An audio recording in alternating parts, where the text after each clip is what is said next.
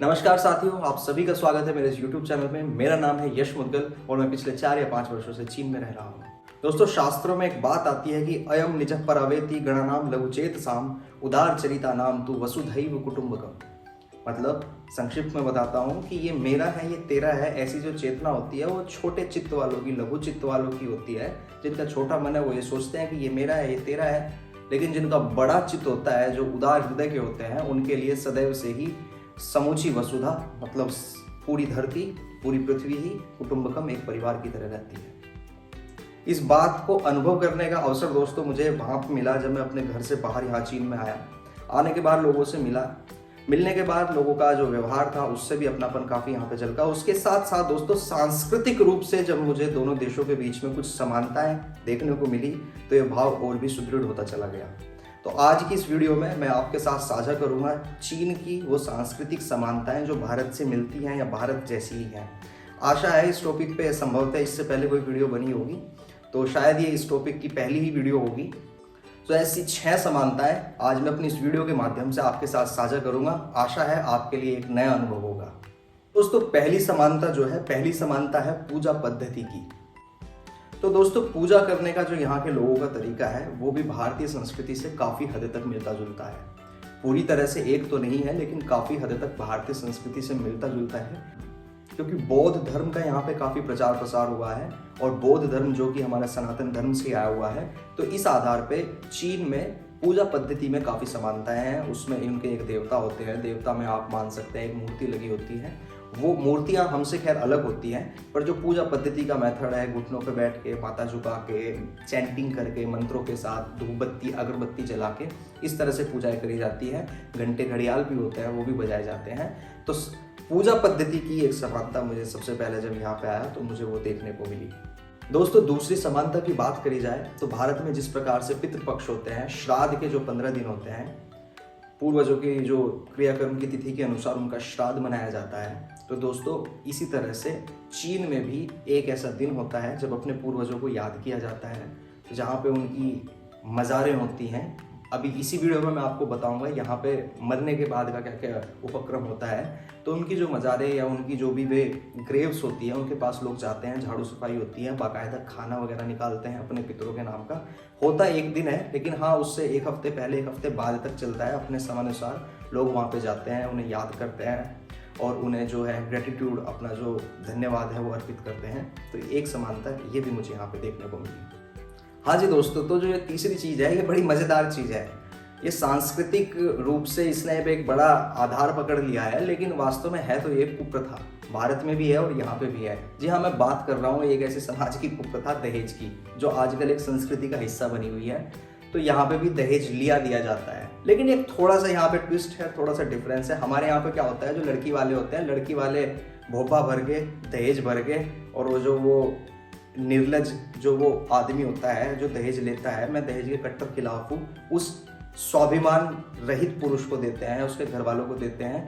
इस तरह से यहाँ पे क्या होता है, यहाँ पे उल्टा होता है। यहाँ पे जो लड़की के घर वाले हैं वो दहेज लेते हैं, जो लड़का होता है उसे शादी करनी है, वो एक हिसाब से ठीक है, तुम्हें एक लड़की दे रहा है, बड़ी कर दी, पाल पोस के बड़ी कर दी, सब कुछ कर दिया, जो खर्चा है वो खर्चा दो। तो यहाँ पे दहेज लिया भी जाता है, दिया भी जाता है, लेकिन जो दहेज होता है वो दहेज लड़के वाला देता है लड़की को। तो दहेज के बारे में जब पता चला तो ये भी एक दोनों संस्कृति के बीच में मिलती जुलती मुझे एक बात दिखाई दी।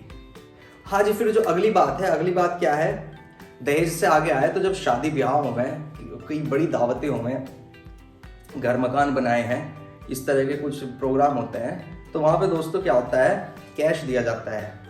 जाते हैं लोग बाग, अपने नाम लिखवाते हैं बाकायदा। एक वहाँ पे बैठा होता है, घर के बड़े बूढ़ा जो भी एक है, उसे जिम्मेदार बना के उसे बिठा दे, हुए बेटे यहाँ बैठ भाई, आज से तुम्हारा काम ही है जी, लिखो सबके नाम, पर्ची पे लिखो, डायरी में लिखो। तो यहाँ पे भी शादी पे जाते हैं तो भाई जी लेके जाना पड़ता है, दे के आना पड़ता है, तब खाने को मिलता है।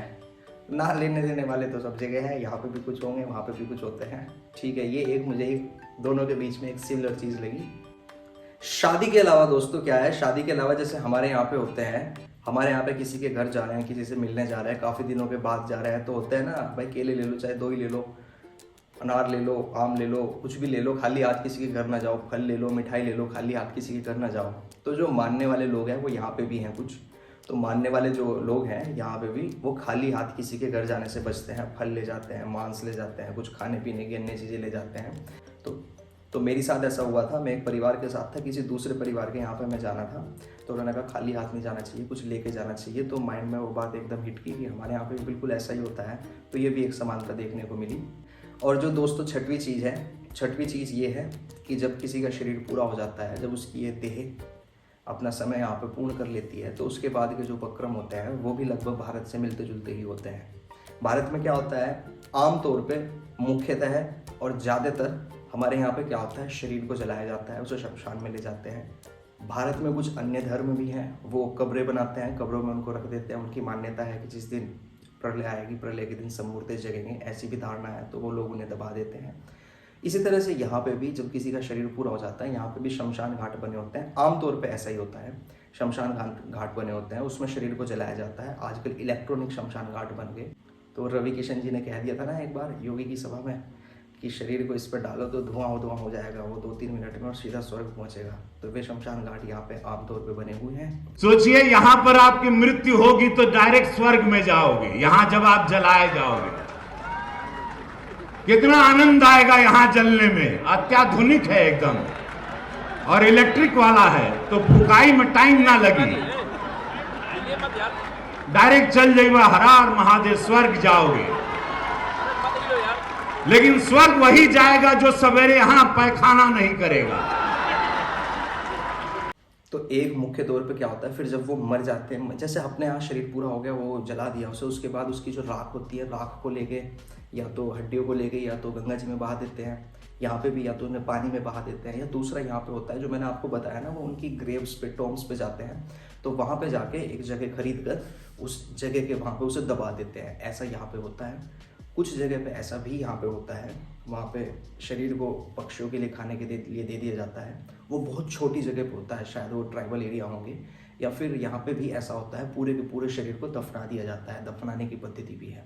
तो जब जलाने की और दफनाने का तो खैर यूरोप में भी है, पर जलाने का मुख्य तौर पर जो होता है, जिससे मुझे लगा कि दोनों देशों के बीच में सांस्कृतिक समानताएं काफ़ी रूप से हैं। तो दोस्तों ये थी कुछ बातें जो मैंने अपने अनुभव से यहाँ पे पिछले कुछ वर्षों में अपने अनुभव से यहाँ पे जानी और आपके साथ साझा की। हो सकता है ऐसी समानताएं कुछ और भी हो। ये तो सांस्कृतिक समानताओं की बात की, कुछ अंधविश्वास भी होते हैं जो दोनों देश में कॉमन है। उन अंधविश्वास पे भी कभी एक वीडियो आएगी। यदि आप उस विषय पे वीडियो चाहते हैं तो कमेंट बॉक्स में अवश्य बताएं। इसके अलावा यदि आपने कहीं से कुछ सुना हो, या आप स्वयं चीन में रह रहे हो या रह के आए हो, आपको दोनों देशों के बीच में कोई सांस्कृतिक समानता दिखी हो, तो मुझे कमेंट बॉक्स में अवश्य बताएं। आशा है आगे उन समानताओं को भी मैं आपके साथ साझा करूंगा। वीडियो पसंद आई हो दोस्तों तो लाइक करिएगा, शेयर कीजिएगा, घंटी को दबा दीजिएगा। उससे पहले सब्सक्राइब करना पड़ेगा चैनल। तो उसके बाद मिलते हैं अपनी अगली किसी वीडियो में। तब तक के लिए मस्त रहें, स्वस्थ रहें, व्यस्त रहें। जय हिंद, नमस्कार, जय